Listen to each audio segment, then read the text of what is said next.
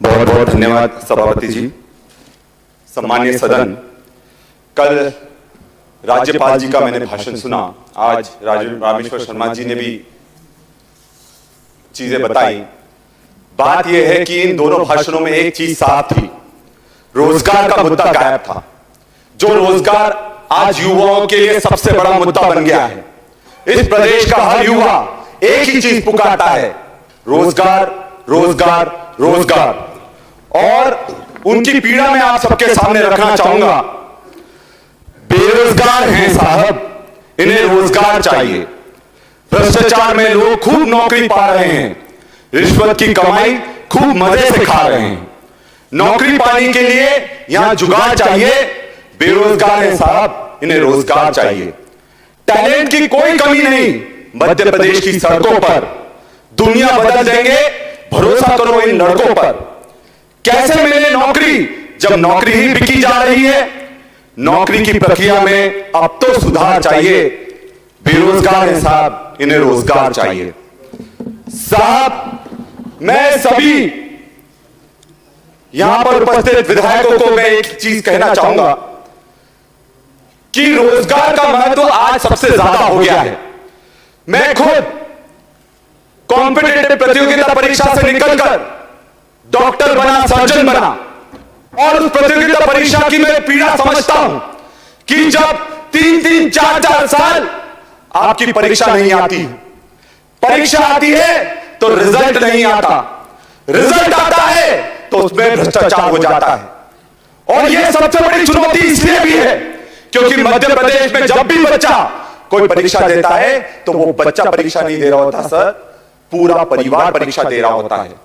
और परिवार को डर लगा रहता है कहीं बच्चे के मानसिक संतुलन ना बिगड़ जाए और बच्चा आत्महत्या ना कर ले। यह हकीकत है।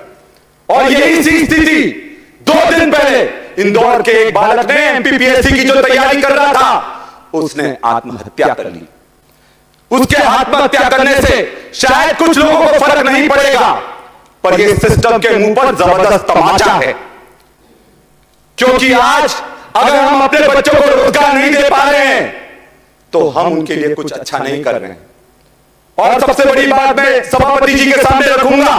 आज मेरा एक तारांकित प्रश्न था कि कितनी भर्तियां हुई, उनकी कब विज्ञप्ति निकली, और विज्ञप्ति निकली तो उसका क्या हुआ, और अगर विज्ञप्ति निरस्त हुई तो उन बच्चों को वह पैसे वापस करेंगे कि नहीं करेंगे। मैं आपको बताना चाहूंगा सभापति जी, उस प्रश्न का मुझे उत्तर नहीं दिया गया। क्या यह विधायक के प्रोटोकॉल का उल्लंघन नहीं है कि प्रश्न पूछे जाने पर उसका उत्तर नहीं दिया जाए। मैं एक और बात कहता हूं कि मध्य प्रदेश में सरकार, मुख्यमंत्री बहुत वादे करते हैं, और जिस तरह के वादे अतिथि शिक्षकों के साथ किए गए, अतिथि विद्वानों के साथ किए गए, आशा कार्यकर्ताओं, आंगनवाड़ियों के साथ करेंगे, सबको छल लिया गया है। और आज बेरोजगारी पलायन का सबसे बड़ा कारण है। मैं एक आदिवासी हूं, आदिवासी अंचल से आता हूं। हमारे पूरे लोग गुजरात जाते हैं नौकरी करने के लिए। क्या कारण है कि उनका रोजगार झाबुआ में नहीं मिल पाता, आदिवासी अंचल में नहीं मिल पाता, उनको बाहर पलायन करना पड़ता है क्योंकि उनके पास रोजगार नहीं है। क्या कारण है मध्य प्रदेश में ST/SC बैकलॉग के 1.5 लाख से ज्यादा पद खाली पड़े हुए हैं। क्या कारण है कि आदिवासियों के लिए जो पैसा आता है, जो उनके अधिकार का पैसा है, ट्राइबल सब प्लान का पैसा है, उसका 207 करोड़ रुपए दूसरे विभाग में दे दिया जाता है। ये शर्म की बात है सभापति जी। और सबसे बड़ी बात, मध्य प्रदेश में रिटायरमेंट की उम्र 62 से बढ़ाकर 65 करने जा रहे हैं।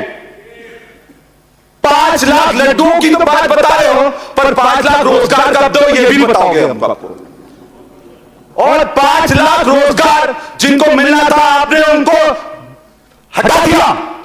आपको ये समझना चाहिए कि अगर आप कोई सेवानिवृत्त 5 लाख लोग हो रहे हैं तो 5 लाख युवाओं को रोजगार मिल जाता, 5 लाख कर्मचारियों को प्रमोशन मिल जाता।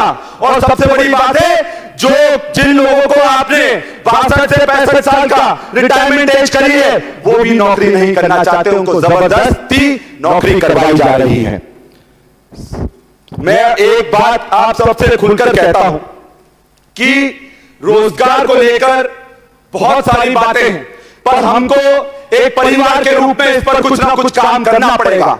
क्योंकि अगर हम उन युवाओं को रोजगार नहीं दे पाए, आप कब तक उनको लाठियों से डराओगे, कब तक डंडों से डराओगे, कब तक जेलों में बंद करोगे?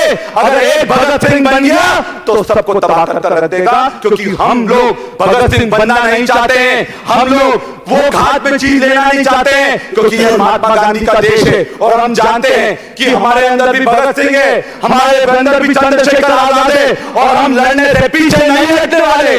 हम लोग महात्मा गांधी के लोग हैं, हम गोडसे के लोग नहीं है जो माफी मांग लेंगे। समाप्त कीजिए, 5 मिनट हो गए। दो पंक्तियों के साथ अपनी बात को समाप्त करना चाहूंगा कि मध्य प्रदेश में युवाओं की क्या स्थिति है। पिछले 2 दशकों में मध्य प्रदेश में बेरोजगारों की एक ही कहानी है, दर दर भटक कर युवा झोंक रहे अपनी जवानी है, अपनी जवानी है। बहुत बहुत धन्यवाद। Thank you.